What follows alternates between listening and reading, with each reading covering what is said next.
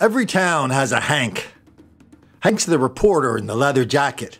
Sometimes you can see him walking through these trash-strewn alleys with bricks on either side. The alleys are always very narrow. There's lots of trash cans, lots of trash on the ground.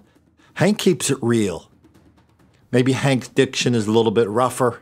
Maybe he seems a little bit rougher around the edges. But that's how we know he's real, how he's authentic, how he's going to give us the straight truth. Not the packaged pablum those anchors with their nice diction and blow-dried hair like to give us. Well, the Hank in my neck of the woods, his name is Hank. Hank did a story a few weeks ago. We saw him here. We did a story a few weeks ago where he went to Camden, New Jersey, and to Wilmington, Delaware, my little burg, to put the lie to the story that just came out that said Camden and Wilmington are two of the top 10 dangerous cities in America. No, Hank didn't like that, because Hank knows, beneath that dangerous exterior with all the murders and the robberies and the home invasions and the assaults and the attempted robberies and the attempted murders and the whole thing. Hank knows there's some really good, hard-scrabble, hard-working people there. So he took his cameras to Wilmington, took his cameras to Camden, he talked to a few, and I guess we were not supposed to notice that as soon as Hank pulled into the hood to start talking to the fellas about what their life was really like and how they're being misjudged as dangerous, Hank was immediately surrounded by a whole bunch of cop cars, making sure that whatever little fairy tale he was spinning, Hank was not going to be assaulted on their watch, which would have happened had they not been there. Oh, the fellas in the hood, they love seeing one of those trucks loaded with tens of thousands of dollars in gear roll into the hood. They love that. One of my favorites, I'm sorry to go off on a tangent here, but you guys got to remember this one. Down in Washington, D.C., somebody put an app out, and the app said, and it gave all the dangerous neighborhoods in the city. So this snarky reporter and his producer and his intern, they load up their van with all tens of thousands of dollars worth of stuff. And they go, we're going to see how dangerous these neighborhoods are. So they went to, it's the name of that neighborhood, Adams Morgan. It's kind of an entertainment district in Washington, D.C. Lots of hipsters, lots of restaurants, lots of people in denial, deceit, and delusion about what is happening just a few blocks away from their little enclave of white virtue. So anyway, this guy takes his little app and his van, his crew, goes in there, does all his interviews, comes back to his van. His van has been looted. There's nothing there anymore. So the DC version of Hank had to kind of admit, well, maybe there's something to this crazy app after all. Out in Oakland and San Francisco, it's the same thing. That they won't even, Oakland, San Francisco, Richmond, there are several stations that will not send their reporters into the hood without armed guards because the reporters are being attacked and their equipment is being stolen, sometimes on the air. That has happened more than a dozen times in recent years in the San Francisco Bay Area. We've documented that a lot here.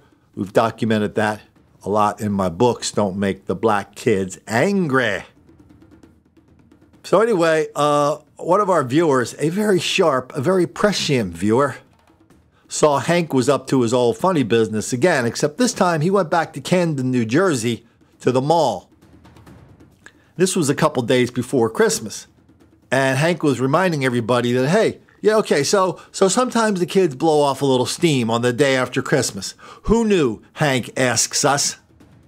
Well, we know on this channel because we know between Thanksgiving and basically Valentine's Day, lots and lots of malls can be a hot chocolate mess of violence, harassment, and all sorts of nasty business. That's why there are so many curfews at so many malls.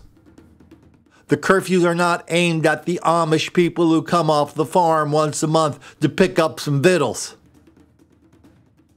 So Hank goes to the mall, and this story by itself, I won't even tell you how the story ends. You're going to have to wait and see it.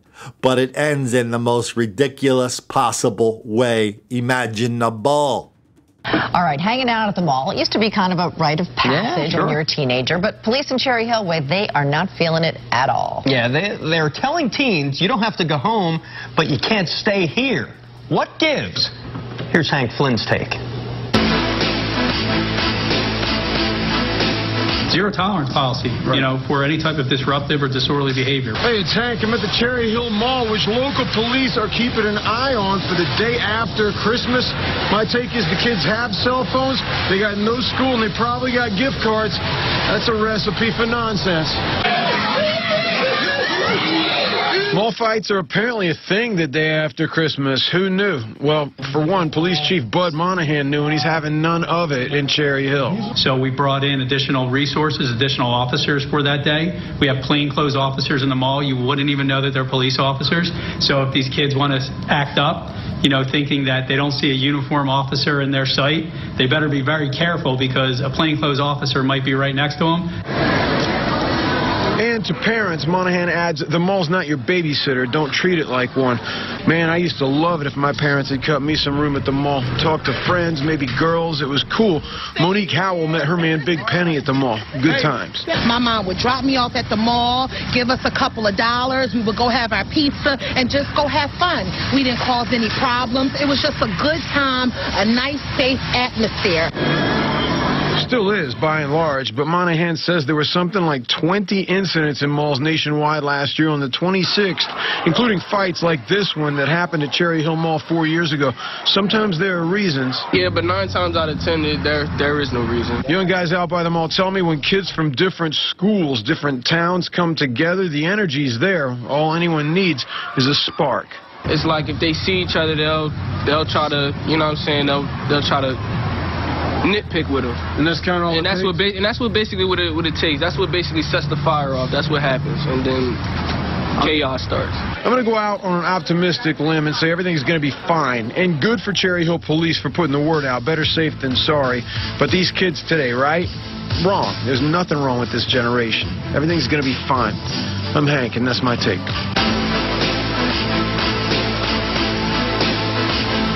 So Hank reminds us that not much happened before and not much is going to happen again, which is a lie. Day after Christmas, Hank rolls into the Cherry. No, Hank was nowhere to be found the day after Christmas at that mall. But their station, the same station, did a little story on it. And let's see what that story sounded like. Extra police were called to the Cherry Hill Mall tonight after some disruptive crowds apparently formed. A viewer sent cell phone video taken at 9 o'clock of crowds milling around near the food court. No word of any arrest, but just last week, Cherry Hill police warned parents not to leave kids on their own at the mall. There was a little disturbance. Little something going on there. A couple of kids blowing off steam in the food court. Where's Hank? No, Hank's busy today. He can't report on that story. Philadelphia Inquirer didn't do much better. It was a little bit of a disturbance. And no, this story said a few people got arrested.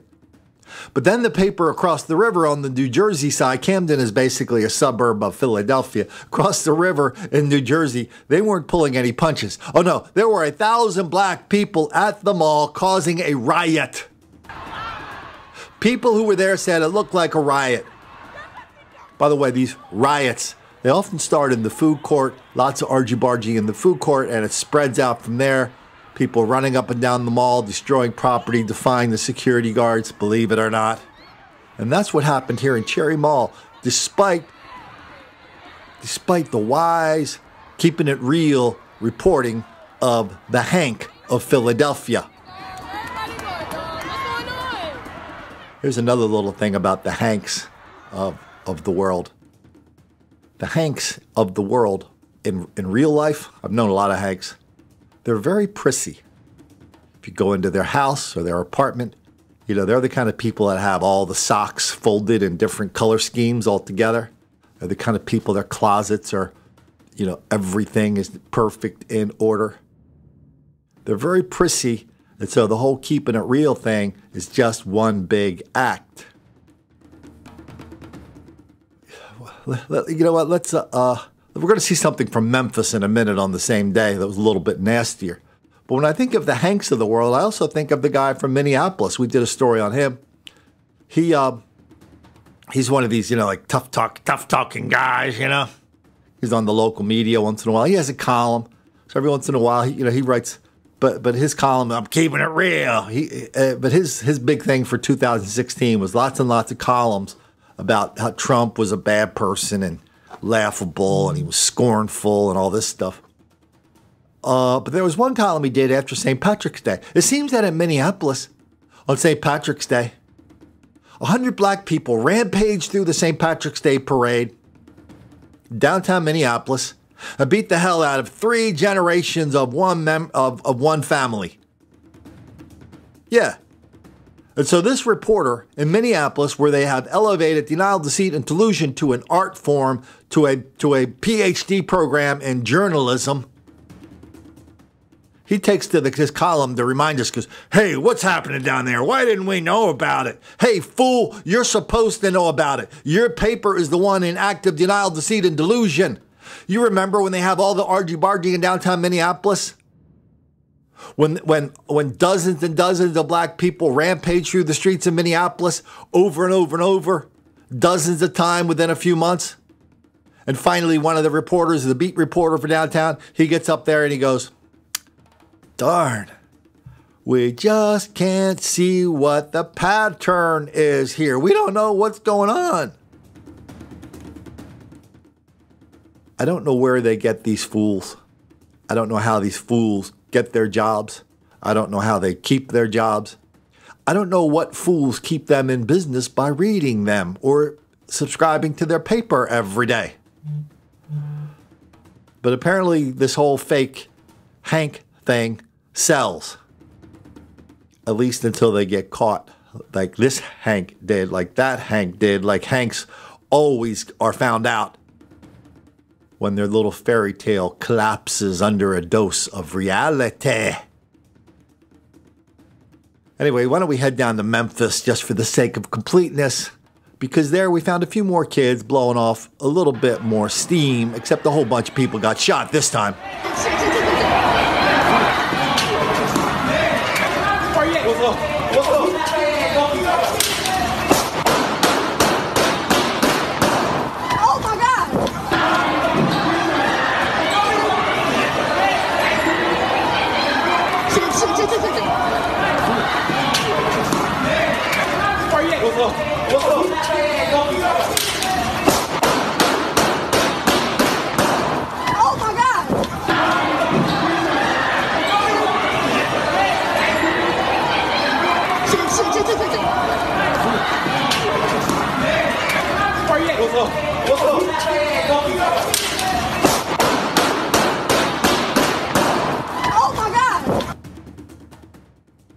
The black version of Hank is a little bit easier to find. You can always tell them. They have their bell out, their big kettle drum, and they're just banging it all the time with one word: racism, racism, racism. Everything's racism, racism, racism.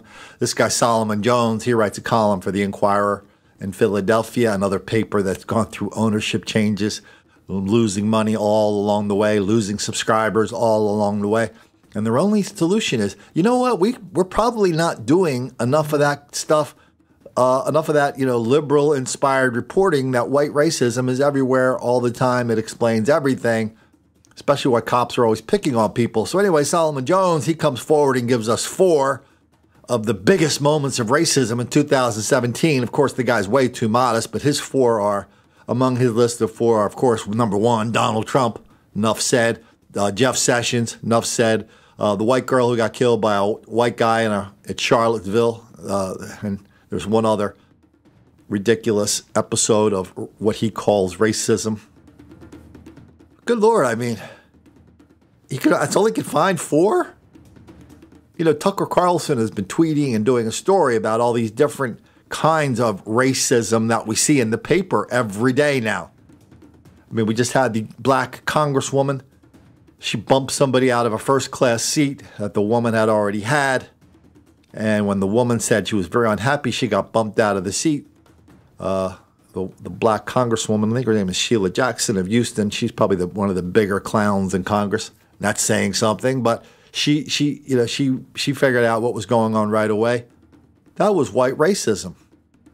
And of course, the colleges. I read a story this morning where farmer markets are racist because they just normalize white behavior, and we can't have that no matter what happens. And of course, there was such a long list. My own favorite of racist things, of course, is the peanut butter and jelly sandwich. There's a school superintendent out in California. We did this in Don't Make the Black Kids Angry. They're going down this list. They're having this course, having this whole conference inspired by Courageous Conversations and Glenn Singleton. And he reminded the teachers and the parents that we shouldn't use any references to peanut butter and jelly sandwiches because some people do not eat peanut butter and jelly sandwiches. It's out of the frame of their cultural reference, so that makes it racist. Peanut butter and jelly sandwiches. Out in Palm Springs, Tucker Carlson was all over this one again. There's a story about a black hood, and they were quite unhappy that there were trees separating them from a golf course. And of course, because everybody knows that trees are racist. So they got the city council to agree to rip out the trees that were separating them from the golf course. Yay! Everybody celebrated. Yay, another victory. Let me tell you a little something about trees and people who live on golf courses. I've played a lot of golf in my life. I have played too much golf in my life. I have played golf when I should have been learning Russian, Chinese, and how to speak Polish. That's what I could have learned within just a fraction of the time I spent playing golf for a good 20 years. Been to a lot of golf courses. But whenever I'm at a golf course, I was always surprised the people who live on golf courses. I know a lot of people who live on golf courses. But more often than not, I was seeing them from the course side. There's never anybody in the backyard. And you're walking down the fairway, or maybe your ball is over by the fence near their house. Maybe there are some trees, maybe there aren't, maybe there are some bushes, maybe there's not. But if you happen to find yourself over there because of an errant shot, mostly by my playing partners, I must add, you look in the backyard, and these backyards are beautiful. They've got barbecues and swimming pools and jacuzzis and decks and TVs.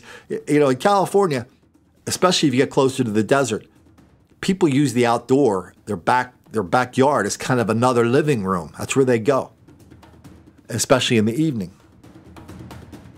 But it's amazing how many times I've been to a golf course and I have gone days and days and days without seeing one person in their backyard.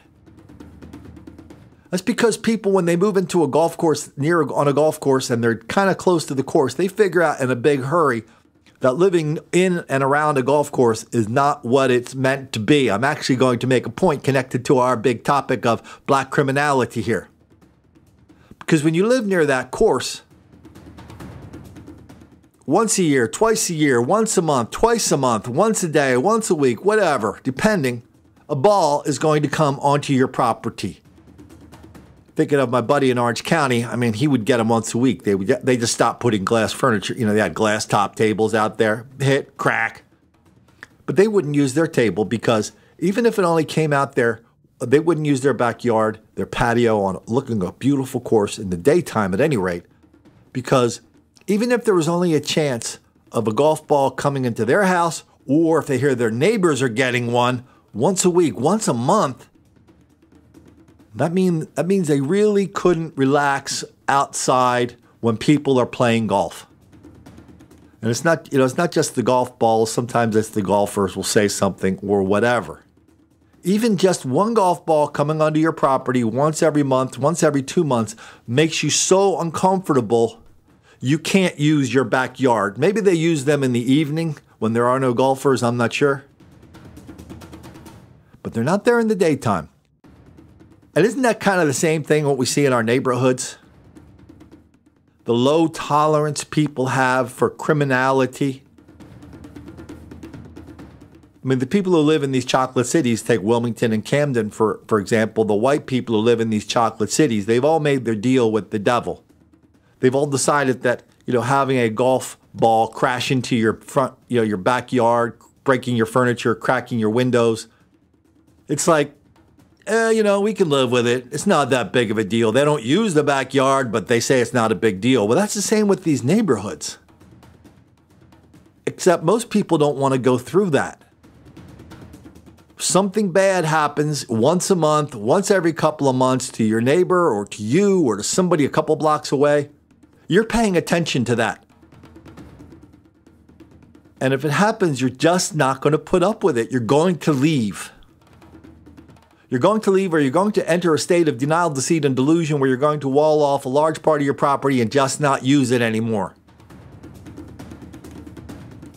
That's the way it is in Wilmington and Camden. People just, whatever you think about that neighborhood when you moved in, a couple of my neighbors are going through this right now.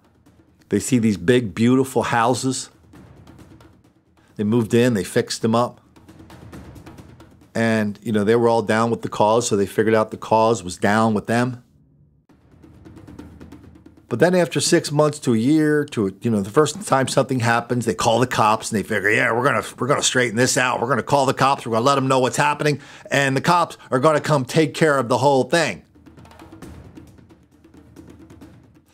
Then after the first time the cops don't arrive, they go, that's weird. The second time the cops arrive, they more often than not say, you know what? That's just the way this neighborhood is. And if you don't want crime, if you don't like it, you should move to the suburbs. My brother-in-law lives in the suburbs. He never has any problem.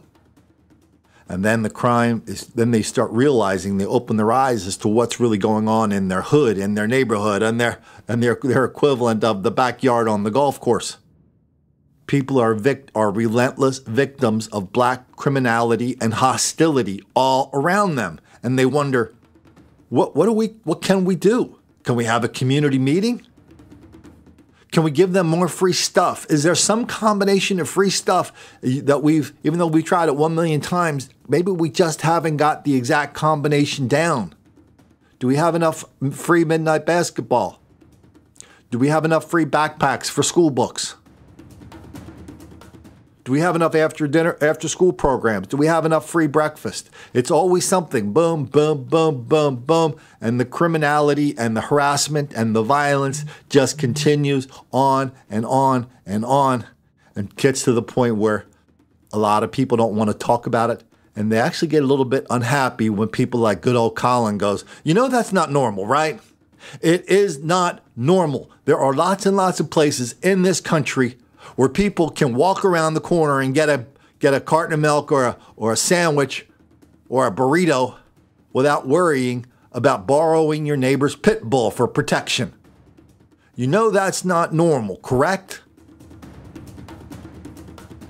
And whatever they say, and then if somebody's some of the newer people in the neighborhood, that's when they kind of launch into well, Colin, you don't understand. In 1492, when Columbus sailed the ocean blue, then they start giving me the history of black people and black criminality in America and the world for every 5 years, starting in 1492.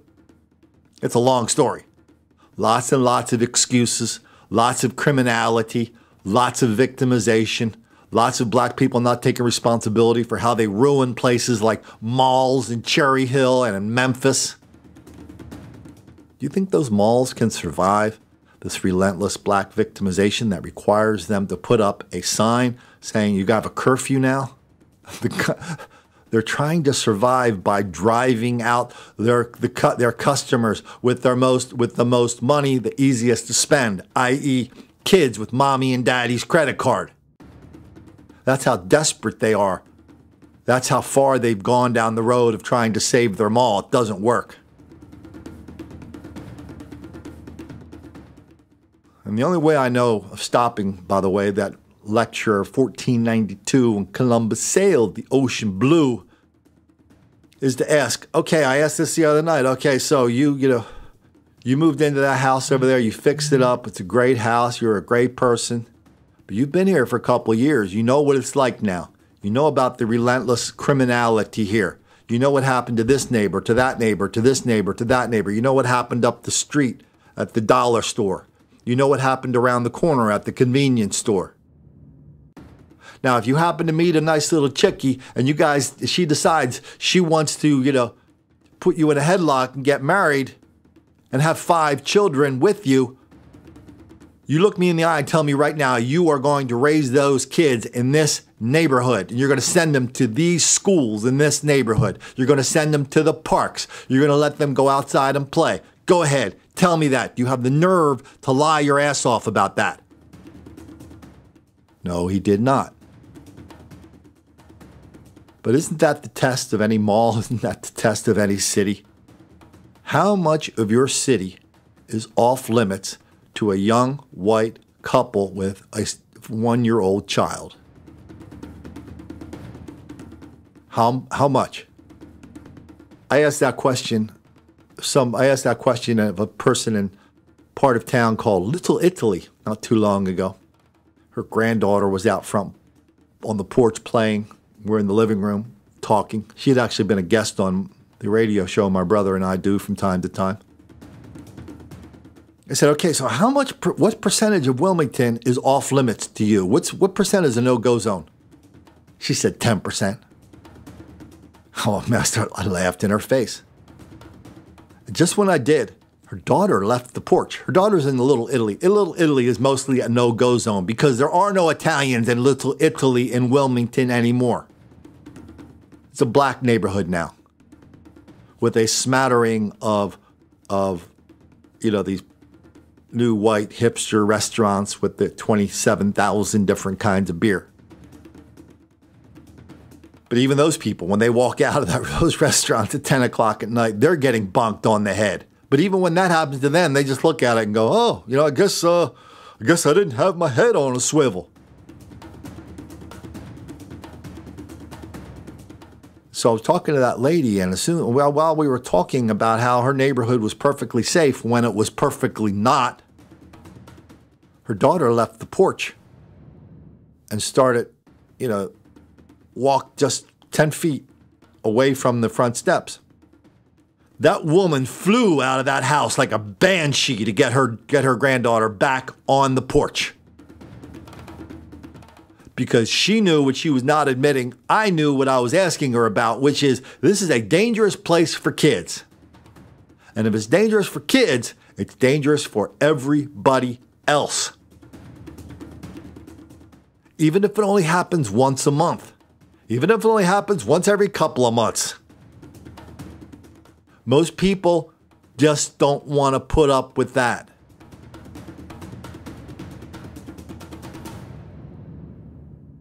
Because they know staying behind and trying to fight has two effects. One, it doesn't work. And two, all it does is make a lot of black kids angry.